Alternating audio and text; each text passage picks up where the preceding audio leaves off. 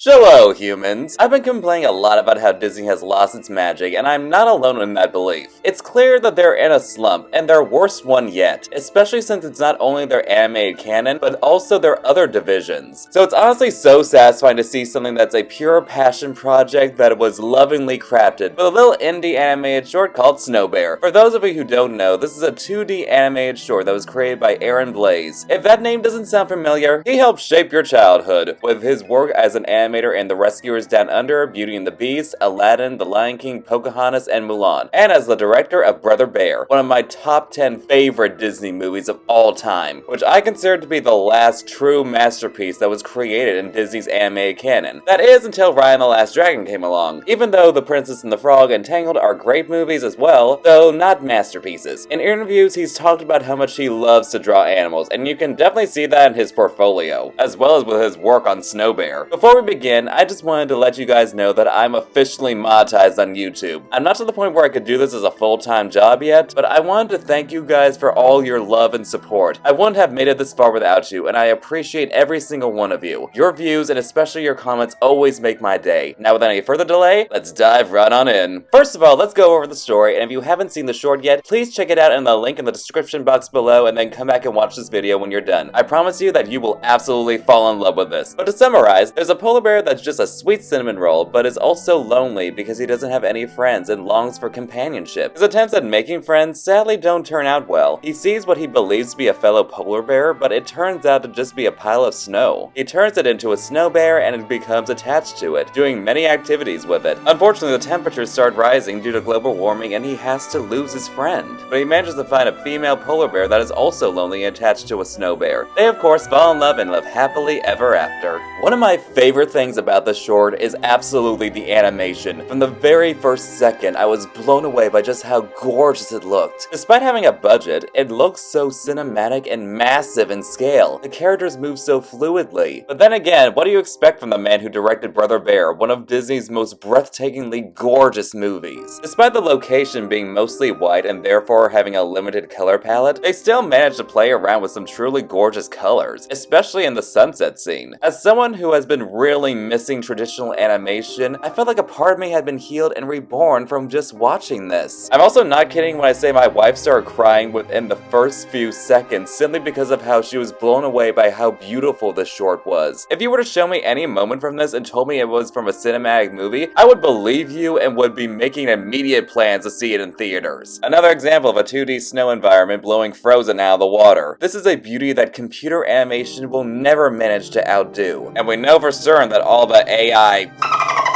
won't ever compare, and even more impressive, it was all done by one person rather than a team of animators. Oh my Poseidon, that's absolutely insane. What's also impressive is just how expressive and full of personality the polar bear is. Because the animals don't talk in this short, Aaron Blaise had to put in that extra effort to establish character through facial expressions and body movements, which he did flawlessly. I can tell everything this bear is thinking without needing a single word to be uttered. All the emotional depth is clear but subtle at the same time. I love me a pantomime character because the animators get to show off their skills by displaying the character's personality and emotions without having to use a single sound. It's just so charming, especially in the medium of traditional animation where the possibilities are endless and so beautiful. But what's most impressive is how this short managed to get me invested in a friendship between a polar bear and an inanimate snow bear. First of all, I can honestly relate to the polar bear's loneliness. I struggle with not only making friends, but also maintaining friendships. I've often feared that I would end up alone without any friends.